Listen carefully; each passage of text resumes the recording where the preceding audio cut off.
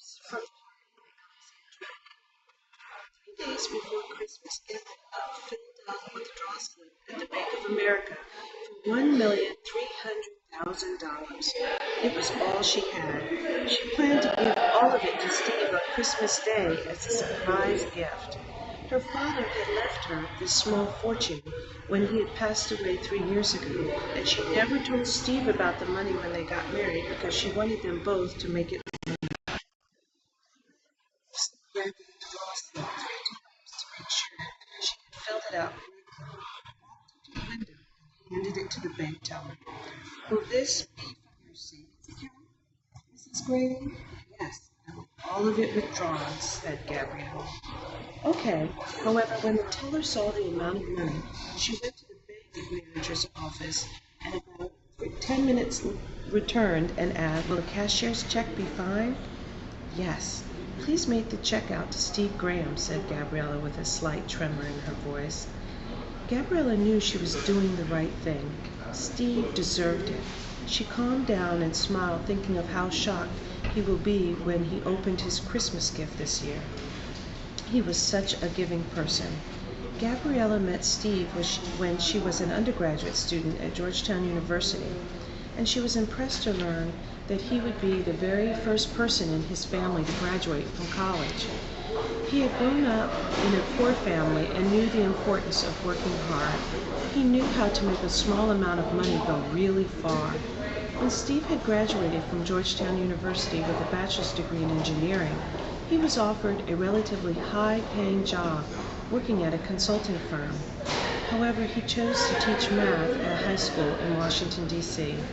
He chose to teach in one of the worst public schools in the city because he wanted to make a difference in deprived children's lives.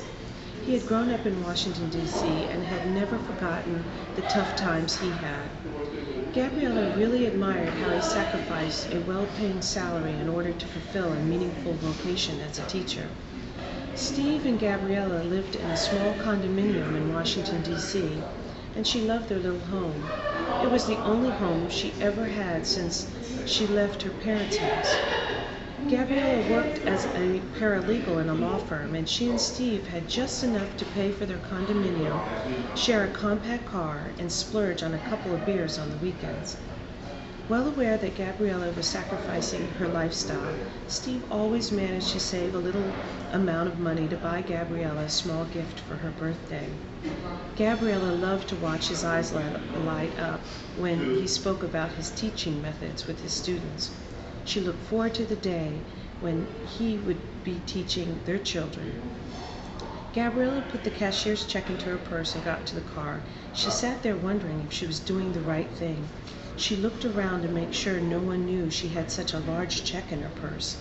She looked at her watch and realized Steve's bus might beat her home. He said he was coming home early from work to go Christmas shopping. She wanted to get home before he did to hide the check. As she turned the key in the ignition, she heard her cell phone ringing in her purse. Gabriella? Yes. Sorry I took long to pick up. My cell was in my purse. Honey, I'm going to be a little late for dinner. Oh, I thought you were coming home early today. Aren't you going shopping? Well, that's just it. I have a lot to do. I'm leaving work early, but when I thought about everywhere I need to go, I realized I'm going to be home late. I just didn't want you to rush home to make dinner for us, that's all. Oh, okay. Veggie tacos okay? Sounds great. I have to run now. I'll call you later. Oh, okay.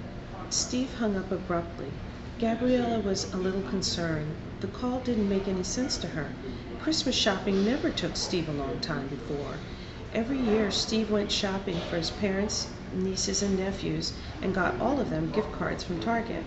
As for a gift for Gabriella, it was always just a book from Barnes & Noble. Each year, Gabriella would open her gift and give him a huge hug, thanking him. Last year, he bought her a Rachel Ray cookbook. Then she would automatically go on and on about how much she really enjoyed Rachel Ray's cookbooks. Wow, this is my third one. Thank you, she said with a touch of sarcasm in her voice.